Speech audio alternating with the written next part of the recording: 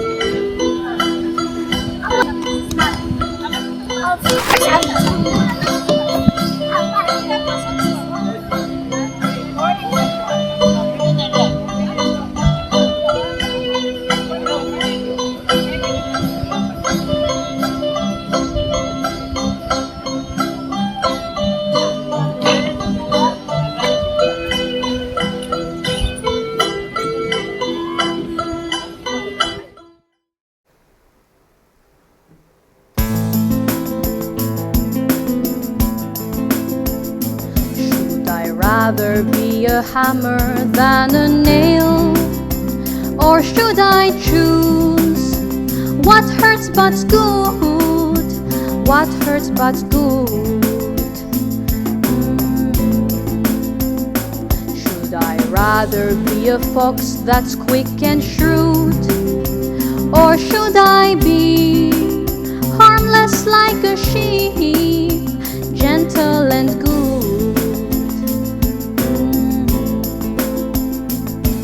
Away, I'd rather sail away like a swan that's here and gone.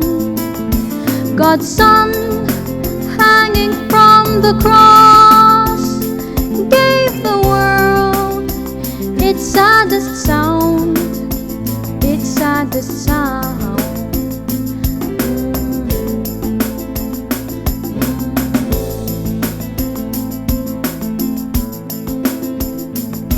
Should I rather be a hammer than a nail? Or should I choose what hurts but's good? What hurts but is good? Should I rather be a fox that's quick and shrewd? Or should I be harmless like a sheep, gentle and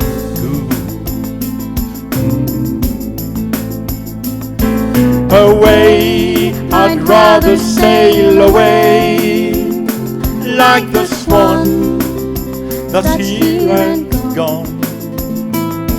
God's Son, hanging from the cross, gave the world its saddest sound, its saddest sound.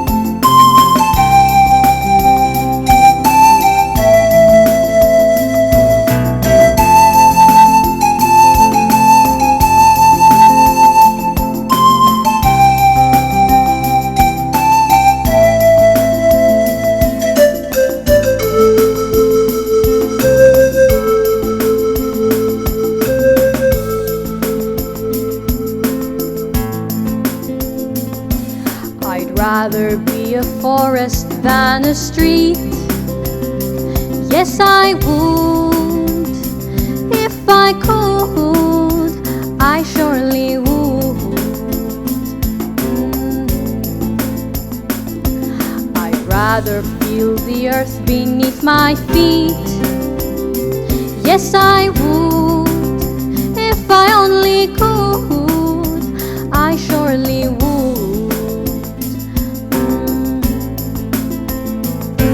Away, I'd rather sail away, like a swan that's here and gone.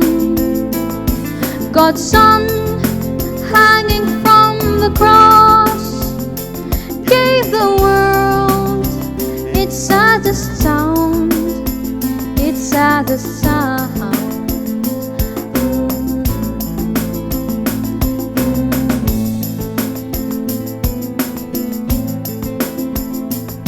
I'd rather be a forest than a street.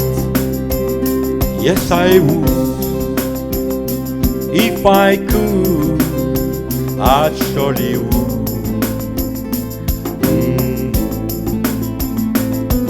I'd rather feel the earth beneath my feet.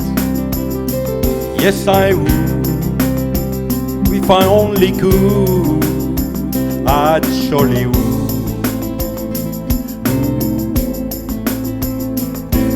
Away, I'd rather sail away, like the swan that's here and gone. God's Son, hanging from the cross, gave the world its saddest sound, its saddest sound.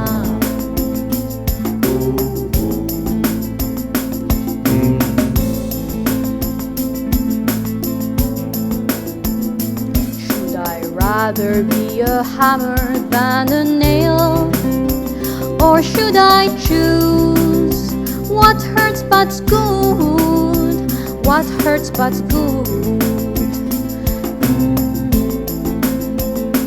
Should I rather be a fox that's quick and shrewd, or should I be harmless like a sheep, gentle and good?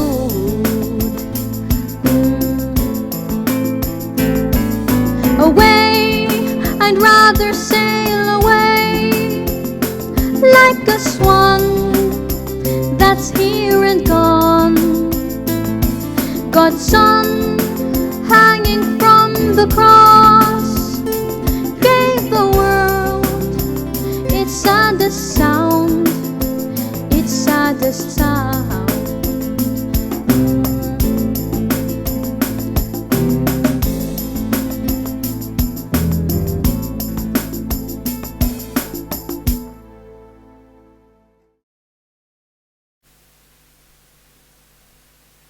Would I rather be a hammer than a nail? A sparrow than a snail? God chooses to make nails and snails out of his children. He chooses us to be trodden upon rather than to rule and tread on others. For now, he prefers us to be victims of the evil ones rather than to rule over them with a heavy hand. For now. He wants us to be sheep rather than wolves, poor rather than rich, crying rather than laughing. Jesus said so in his Sermon on the Mount, and his apostles wrote this in all of their letters. Let me read to you what Jesus said when he first started teaching. It is recorded in Matthew chapter 5 and Luke chapter 6. Before I read it to you, I need to tell you that whenever I quote the Bible, my father and I scrutinize carefully the passages of the Bible in the original Greek text for accuracy, and then we paraphrase them, sometimes liberally, in our own words, so that its meaning is brought out clearly to you.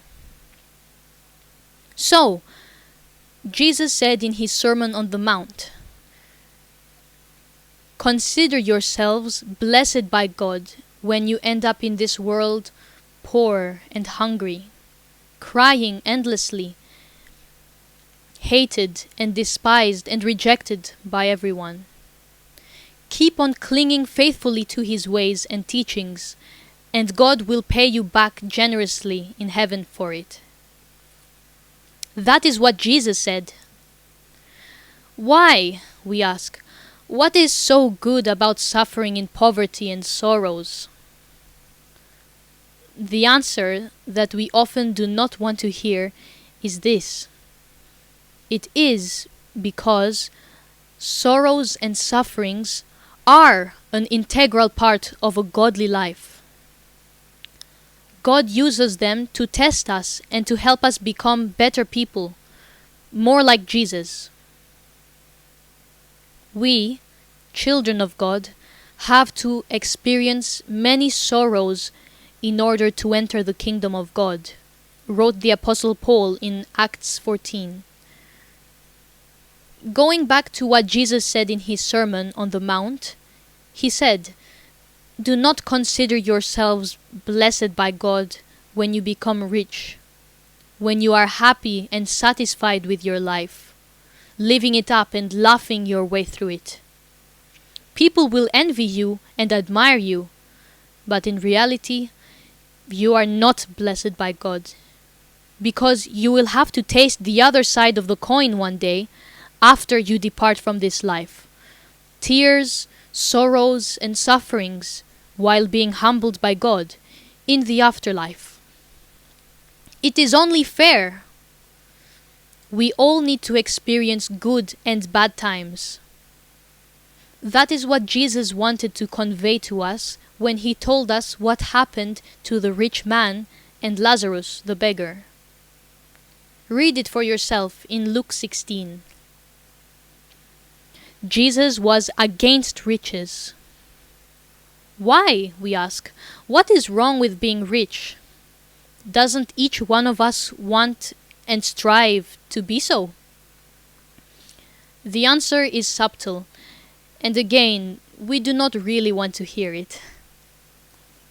It is because when we indulge in living happily and comfortably in this world, we prove ourselves to be very self-centered and unloving, since there are so many of our brothers and sisters that we are supposed to love who live in misery and badly need our help. We prove ourselves to be very self-centered and unloving. Such people will definitely not be allowed to enter God's dwelling place. But there is nothing wrong with being rich. What is wrong is to close ourselves in a happy and blessed bubble when there are so many good people outside who are in need of our substantial help. We need to share what we have with others. We cannot be selfishly enjoying this life with our riches and blessings and be at the same time good and pleasing to God. No. Still on this subject, Jesus said in another difficult to understand passage that the wages given for a day's work are very unjustly and unfairly distributed in society. And those who earn much in this world for their work should help those who earn little for their hard work. If they do this, they will have many grateful friends in this world and in eternity. This is what Jesus said in Luke chapter 16. Highly paraphrased, I admit, but correct. Do we get the picture now? We all consider riches and the happiness it brings as a blessing of God to those who possess them. But on the contrary, they are a curse in disguise. Same as beauty and success.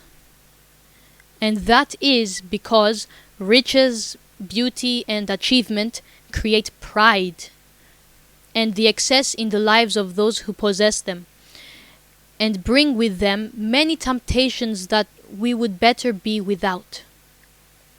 So no, we should not choose to be a hammer rather than a nail. Rather choose to be a nail, a lamp that does not harm others and is good.